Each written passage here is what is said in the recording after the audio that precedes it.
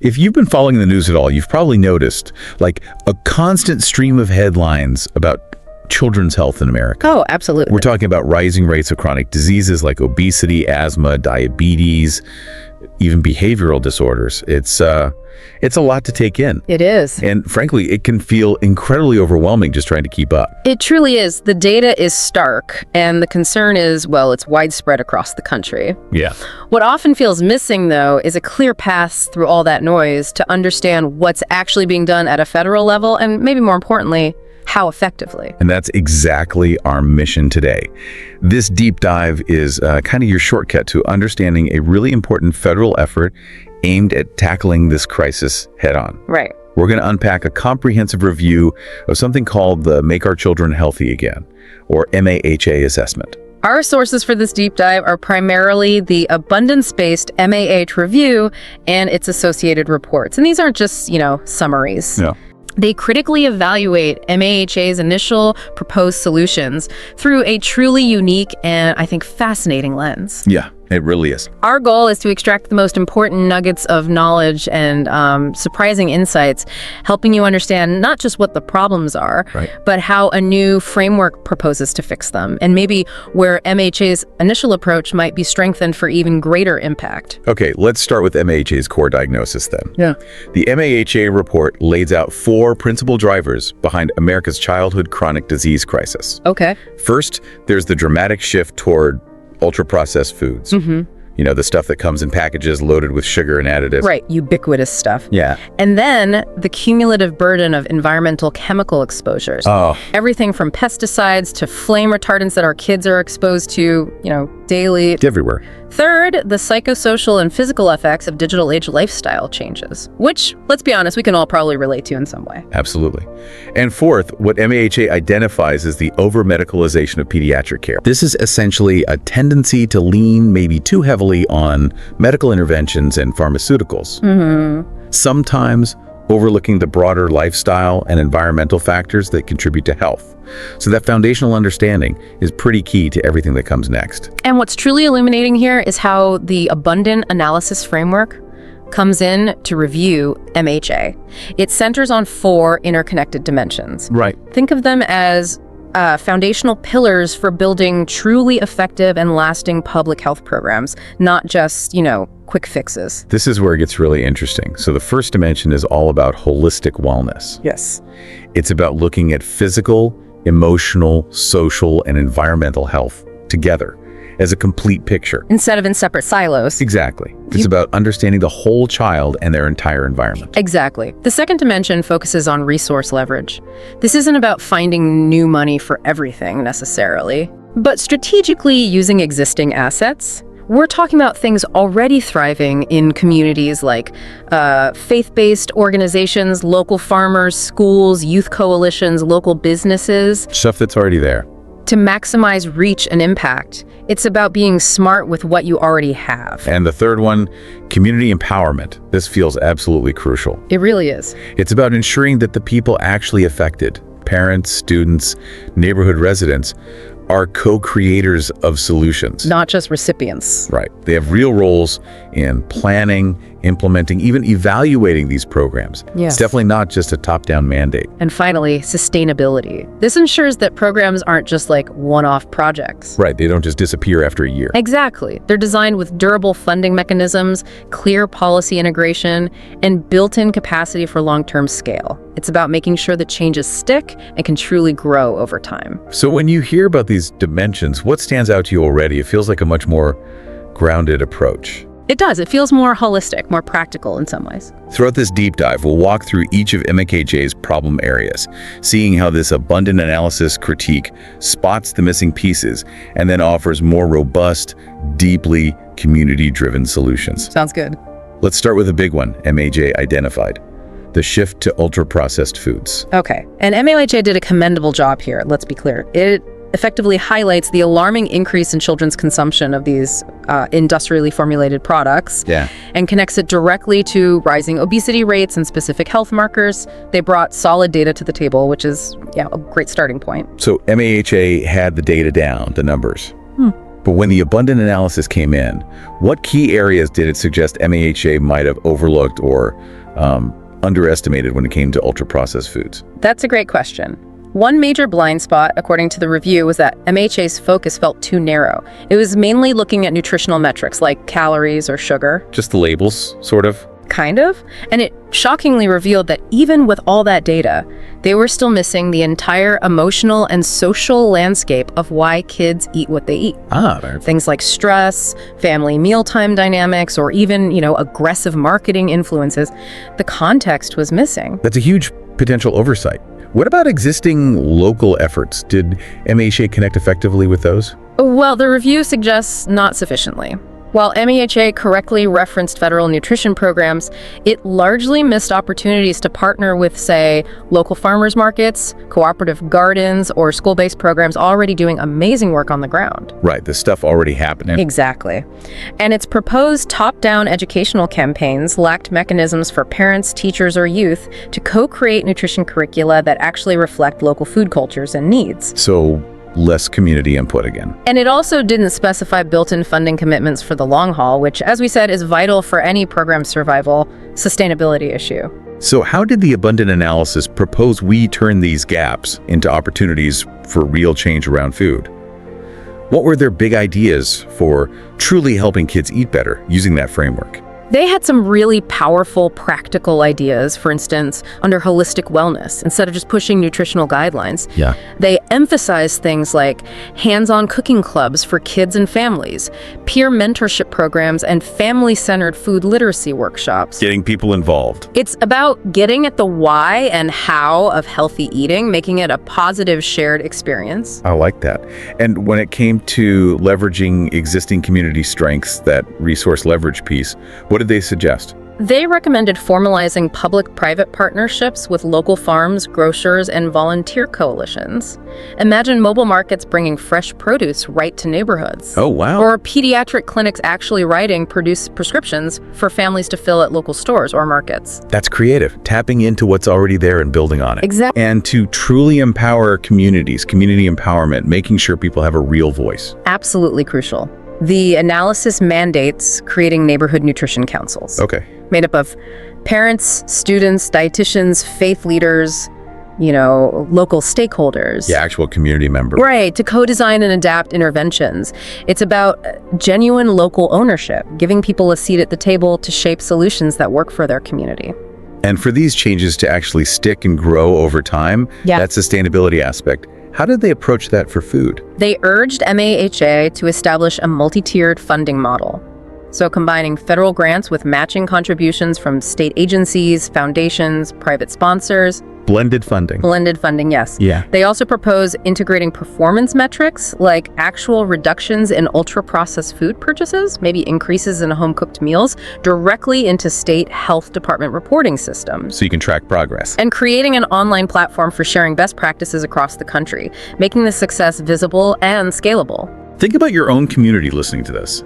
How many of these local grassroots solutions could amplify efforts right where you live, starting with something as fundamental as food? It really makes you think differently. Now let's move on to the second big driver MAHA identified, the chemical load. Right. Environmental exposures. And again, MAHA did a deep dive into all these environmental nasties, pesticides, flame retardants, endocrine disruptors. Yeah, the list is long. It is, really showing how vulnerable our kids are. They commendably cataloged a wide array of toxins and clearly underscored children's heightened vulnerability, focusing heavily on physiological harms like neurodevelopmental delays. So MAHA outlined the medical dangers, the physical stuff. But what critical areas did the abundant analysis pinpoint that might have been overlooked regarding this chemical burden? That's a key point. While MAHA was strong on the physiological harms, the review found minimal exploration of the psychosocial stresses families face when trying to navigate, chemical-safe choices. The stress factor. The stress, the emotional toll of living in a polluted environment, the anxiety around exposure, that holistic wellness piece felt underdeveloped. And did it miss opportunities to partner with groups already working on the front lines? The resource leverage part? The review suggests it did. While MAH acknowledged existing environmental regulations, it largely overlooked opportunities to partner actively with local environmental justice groups and citizen science initiatives. People already doing the work. People already monitoring toxin levels in real time, often in the most affected communities. In community involvement. Community empowerment was only superficially addressed through general calls for awareness campaigns.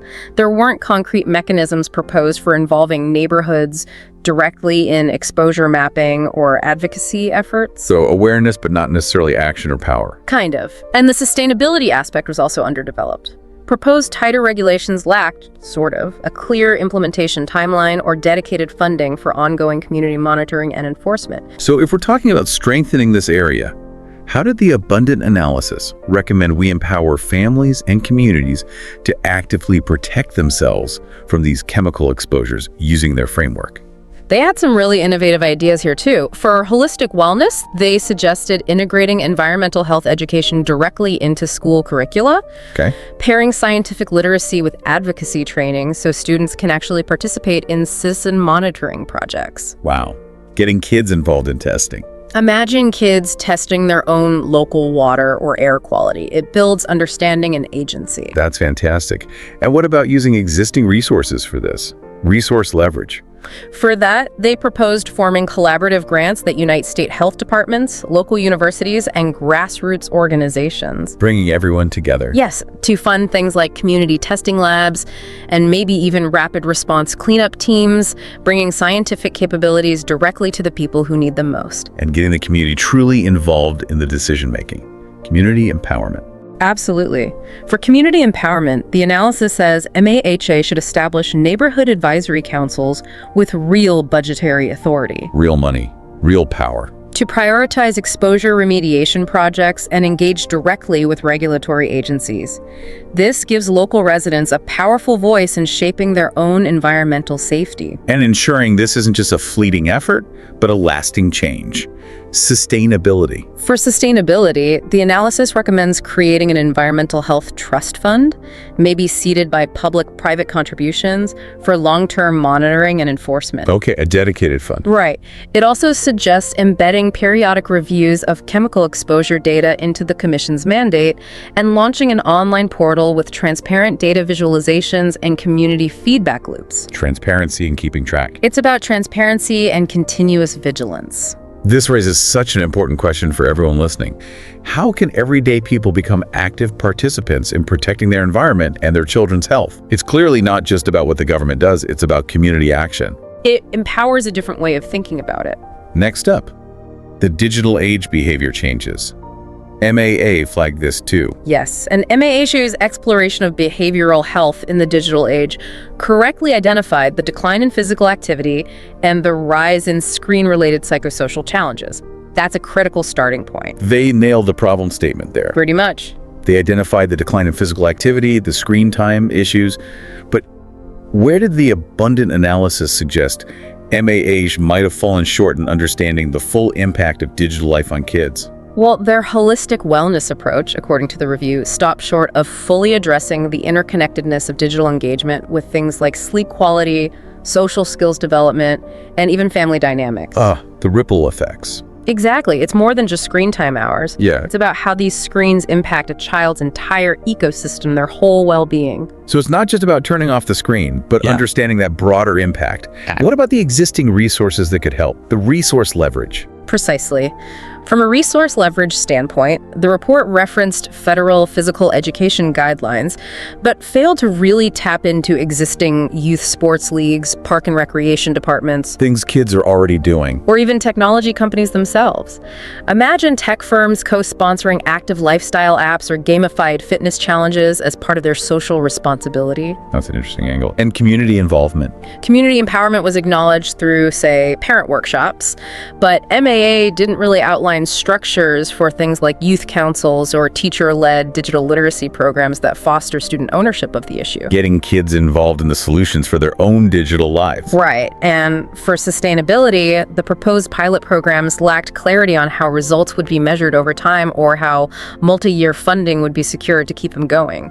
So how did the abundant analysis propose we tackle the digital age challenges in a way that truly supports children's overall well-being using their framework again? They had some incredibly proactive recommendations.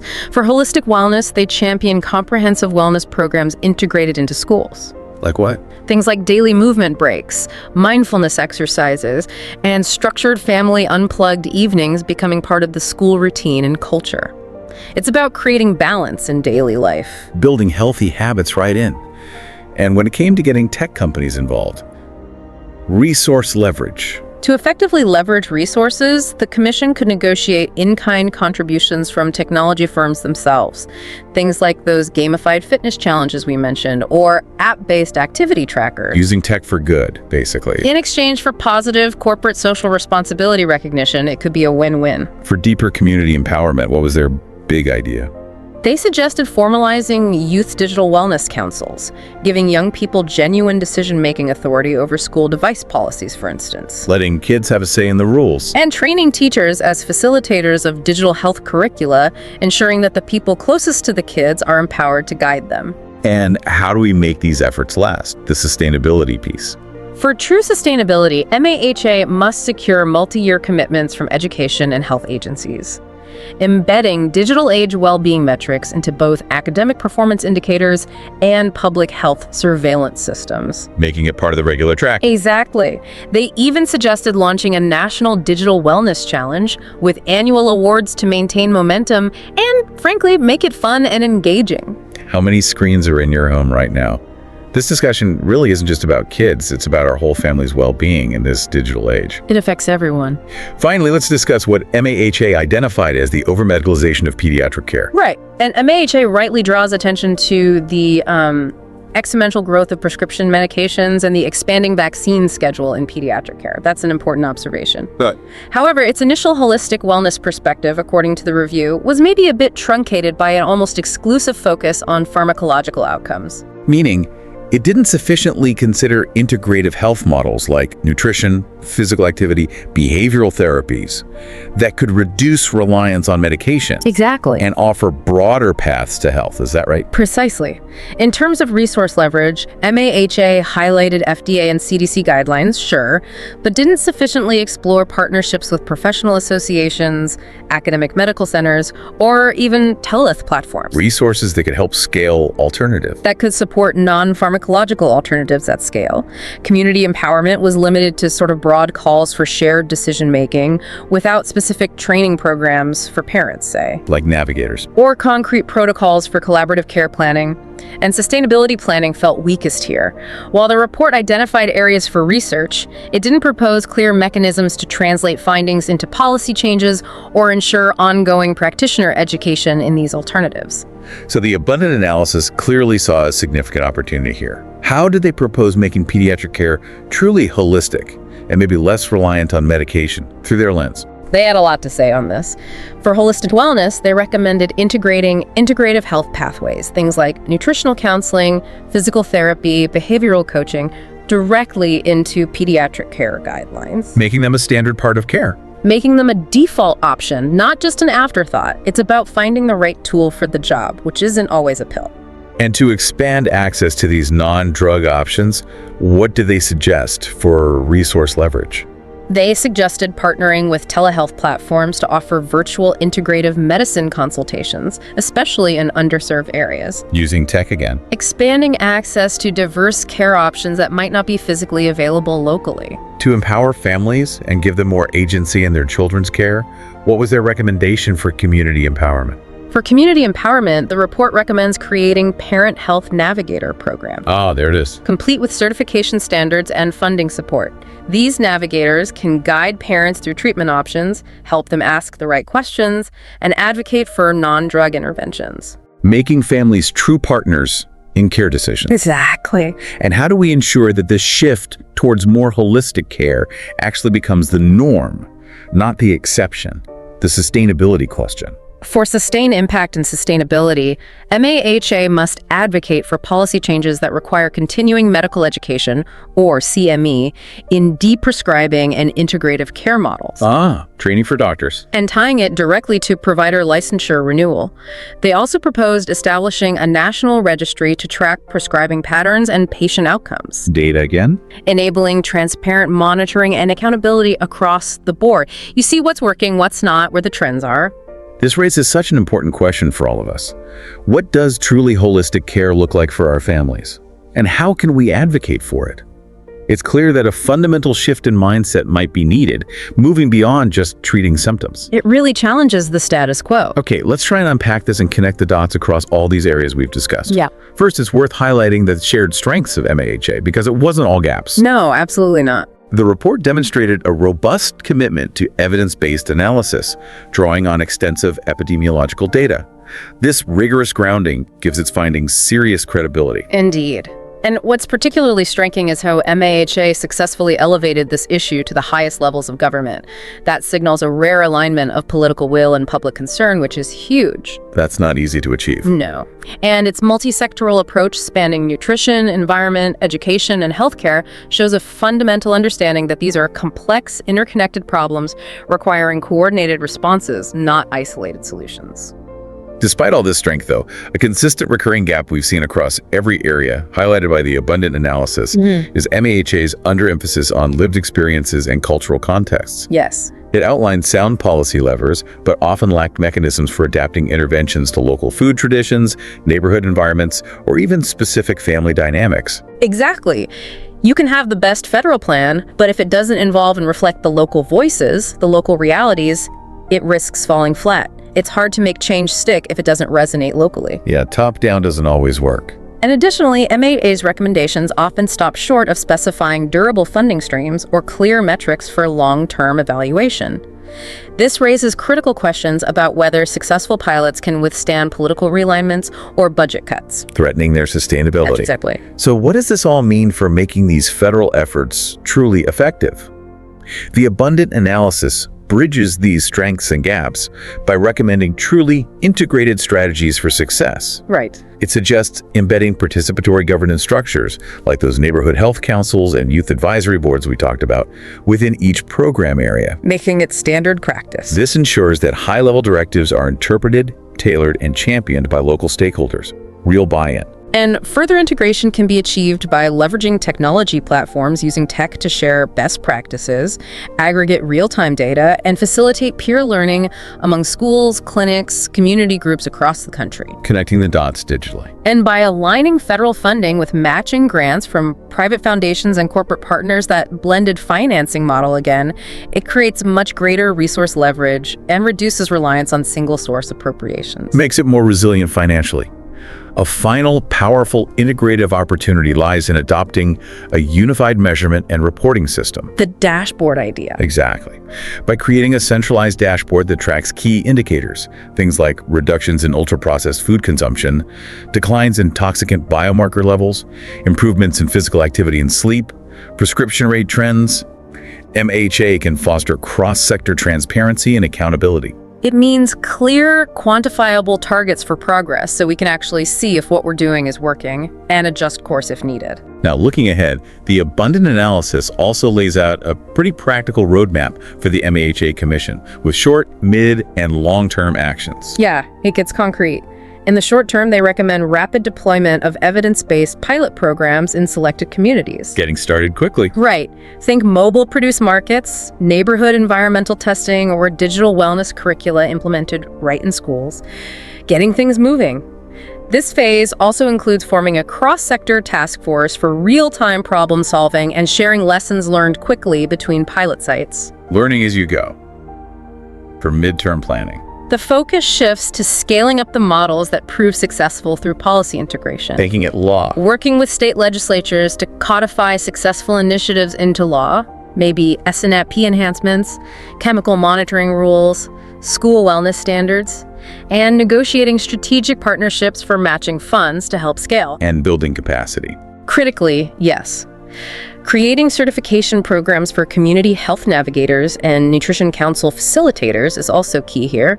Building local capacity and leadership from the ground up, a strong element of community empowerment. And then for long-term sustainability, making it last. It's about securing enduring financial and institutional commitments. This involves establishing an endowment fund, ideally with federal, philanthropic, and corporate contributions. Diversified funding again? Yes. It also means legislative action to require state health departments to incorporate MAHA performance indicators into their routine reporting, making it standard practice. And integrating MAHA initiatives into broader existing federal programs like Head Start or environmental protection statutes, embedding it in the system. And keeping track. Crucially, across all these time horizons, there needs to be integrated monitoring and continuous improvement. This means a dynamic feedback mechanism, regular oversight committee convenings, annual public impact reviews, and that unified performance dashboard we talked about for real-time visibility and course corrections. It's a living plan, not a static document you put on a shelf. This really shows how a big federal initiative, when guided by this kind of smart, community-focused, abundance-based thinking, could actually translate into real, measurable changes right in your community if these recommendations are followed. The potential is definitely there. So we've taken quite a deep dive today into how a thoughtful, abundance-based review proposes to transform a critical federal health initiative. You should now have a pretty comprehensive understanding of the challenges our children face, MAHA's initial approach, and how a focus on holistic wellness, resource leverage, community empowerment, and sustainability could elevate the impact. What's fascinating here, I think, is that it's not just about fixing problems, is it? It's about building stronger, healthier, and more resilient communities from the ground up. By tapping into existing strengths and empowering local voices, it's truly about leveraging what we have to create what we need. So what does this all mean for you, listening right now? Consider this. If we truly empower communities and leverage existing resources in this way for children's health, what other complex societal challenges could we address with a similar abundance mindset? That's a powerful thought. The insights from this deep dive offer a roadmap not just for policymakers, certainly, but really for anyone passionate about fostering healthier futures for children. There's so much potential for positive change when we shift our perspective and embrace the strengths already around us.